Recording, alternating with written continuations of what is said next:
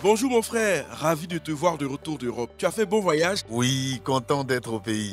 Je m'apprêtais à faire une virée au chantier d'exploitation pour remettre au gare les 4 qui étaient en réparation. Ok, je viens avec toi. Au fait, si tu veux aller vers la certification, il faut bien t'assurer que ce matériel est conforme pour la sécurité de tes gares. Tu sembles bien connaître ce qu'est la certification. Tu vas m'en dire plus.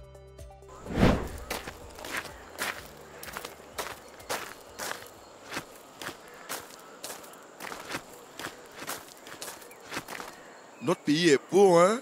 On a de belles forêts. Effectivement, mais elles pourraient être encore plus belles si vous les respectiez un peu plus. Comment ça? Mais on a notre plan d'aménagement et on le respecte. Oui, c'est déjà bien, mais tu dois mettre en application tous les textes législatifs et réglementaires des différentes administrations. Travail, santé, transport, douane, impôts, environnement et j'en passe. Je suis d'accord, mais ce n'est pas toujours facile de comprendre tous ces textes. Tu peux demander des conseils à ton syndicat pour ça. Puis, il faut aussi gérer la ressource forestière en limitant les impacts sur l'environnement et gérer les déchets. Oui, j'en ai conscience. En fait, je songe à améliorer l'entreprise. Avec la certification forestière privée, il existe de très bons référentiels environnementaux et sociaux aujourd'hui. Il existe deux types de certification. Les standards de vérification de la légalité. Les systèmes plus exigeants de certification de gestion durable des forêts. D'accord, mais comment faire? Écoute, je pourrais revenir avec des amis qui travaillent pour un organisme de certification. Ils vont te donner tous les détails.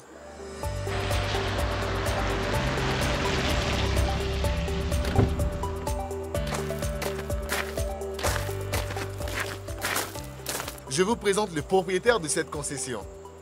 Et je vous remercie d'être venu. Ne restons pas là, suivez-moi.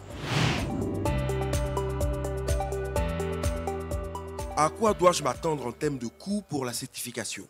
Monsieur Ella, les coûts dépendent du niveau et des pratiques de votre entreprise au moment de vous lancer. Oui, en fonction de ce qui est déjà en place dans votre entreprise, les coûts seront sur ces 7 points. 1.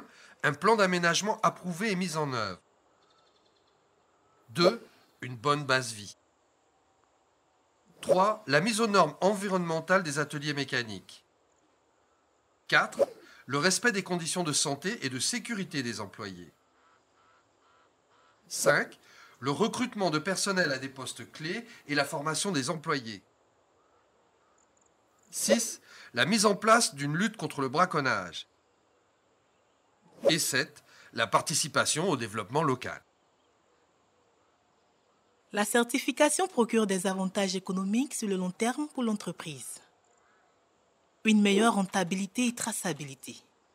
Disponibilité d'un outil de management et de culture d'entreprise. L'ouverture à des nouveaux marchés exigeants et avec du bois certifié vendu plus cher. Et en fonction des pays d'implantation de l'exploitation, les gouvernements mettent en place des mesures incitatives pour des entreprises certifiées. Et une meilleure réputation. D'accord, c'est quand même encourageant. Et concrètement, quelle procédure je dois suivre?